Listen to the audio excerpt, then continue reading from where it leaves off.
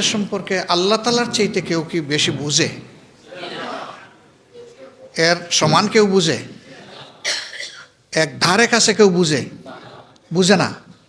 আল্লাহ তাআলার রহমতের সাগর তার হাতে, আর এক ফুটা দিয়েছেন গোটা বিশ্বের সৃষ্টিকে। এইটা থেকে যা আমরা পেয়েছি, জ্ঞান বলেন, বুদ্ধি বলেন, শক্তি বলেন, সব কিছু ওইটাই।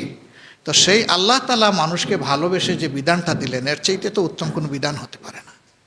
এই জন্য আমাদের ডাক হচ্ছে আল্লাহর বিধানের দিকে আসুন, কোরআনের দিকে আসুন। আমরা নিজেদের কোনো রচিত বই পুস্তক মানুষের হাতে দিয়ে এটা বলছি না যে আপনি এটার দিকে আসুন। আমাদের ডাক হচ্ছে আসুন আপনি কোরআনের দিকে আসুন। ইকরা বিসমি রব্বিকাল্লাযী খালাক, এটা থেকে শুরু করে আল ইয়াউমা আকমালতু লাকুম দীনাকুম ওয়া আতমামতু আলাইকুম নি'মাতি ওয়া রাদিতু লাকুমুল ইসলাম দীনা। কোরআনের ৬৬৬৬টি আয়াত। এই সমস্ত আয়াত আল্লাহ তাআলার পক্ষ থেকে মানব জাতির জন্য উপহার। এই উপহার যে গ্রহণ করবে এবং এই উপহারের শুকরিয়া যে আদায় করবে সে সৌভাগ্যবান হবে, যে গ্রহণ করবে না, শুকরিয়া আদায় করবে না, সে দুর্ভাগা। আমরা দুর্ভাগা জাতি হয়ে থাকতে চাই না, আমরা এই জায়গাটাই ফিরে আসতে চাই। এত বড় জুমার মসজিদ, এখানে শত শত মানুষ মসজিদে হাজির হয়েছেন, এখানে আছেন, দুতলায় আছেন, তিনতলা আছে কিনা আমি জানি না। অনেক সময় মানে মসজিদের ছাদেও লোকেরা থাকেন। এখানে কি কোনো মারামারি কিলাকিলি হয়? কেন হয় না? একজনকে ইমাম মানা হয়, সমস্ত মুসল্লিদের আস্থা থাকে যে তিনি আমাদের যোগ্য ব্যক্তি, আল্লাহর দরবারে আমাদেরকে নিয়ে সেজদা এবং রুকু দেওয়ার জন্যে। একজন দাঁড়ান, আমরা সবাই তার ইক্তেদা করি, বাকি আমরা সবাই তার পিছনে মুক্তাদি, আর তিনি হচ্ছেন আমাদের ইমাম। শান্তি, কী জন্য শান্তি? তিনি আল্লাহর কুরআন এবং রসুল করিম সাল্লাল্লাহু আলাইহি সাল্লামের সুন্নাহ অনুযায়ী আমাদের নামাজটা আদায় করে।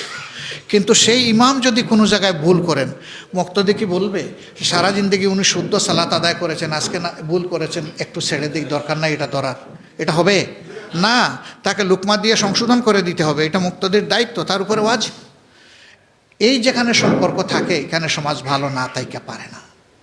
অর্থাৎ যারা সমাজ পরিচালনা করবেন তাদের উপর জনগণের আস্থা থাকতে হবে যে তিনি আমার আস্থার ভার বহন করার মতো যোগ্যতা তার আছে, তিনি সমস্ত মানুষকে তার হৃদয় দিয়ে গ্রহণ করার মতো মানসিকতা তার আছে। এরপরে আমি যে আমানত তার কাছে রাখবো তার খেয়ানত তিনি করবেন না। এতটুকু আস্থা না থাকলে সমাজের কোনো দায়িত্বশীল সমাজের কোনো উপকার করতে পারবে না এবং তার দ্বারা সমাজের শৃঙ্খলা ফিরে আসবে না। আবার যদি সবাই বলে যে আপনার নেতৃত্ব আমি মানি না, আমিই নেতা, এখানে সবাই যদি বলে যে ইমাম সাহেব বহু ইমামতি করছেন, আজকে আমারও সুযোগ দেন, আরেকজন ডান দিক থেকে বললো আমারে দেন, পিছন দিক থেকে বললো আমারে দেন, তাইলে কি মসজিদে এই সৌন্দর্য থাকবে? থাকবে না। এই নামাজটা কী জন্য? নামাজটা হচ্ছে মুমিনের সমাজ পরিচালনা করার জন্য। এই নামাজের শিক্ষা অনুযায়ী সমাজ চলবে। এই জন্যে মসজিদের মেহরাবে যিনি ইমামতি করবেন, আমরা চাই যে সমাজের ইমামতি তিনি করবেন, সমাজের ইমামতিটা তিনি করুন, আমরা ওইটা চাই। এই আখলাকের, এই চরিত্রের, এই ইলমের মানুষ, এই মুত্তাকি মানুষরা যখন সমাজ পরিচালনা করবে, নামাজ যেমন শান্তিপূর্ণ হয়, সুন্দর হয়, সমাজও শান্তির হবে, সুন্দর হবে ইনশাআল্লাহ। আমরা এমন একটি সমাজেরই স্বপ্ন দেখি। এখানে আমরা সমাজকে ধর্ম, বর্ণ, দলের ভিত্তিতে ভাগ ভাগ করার পক্ষে নই। আমরা সবাই মিলে এক।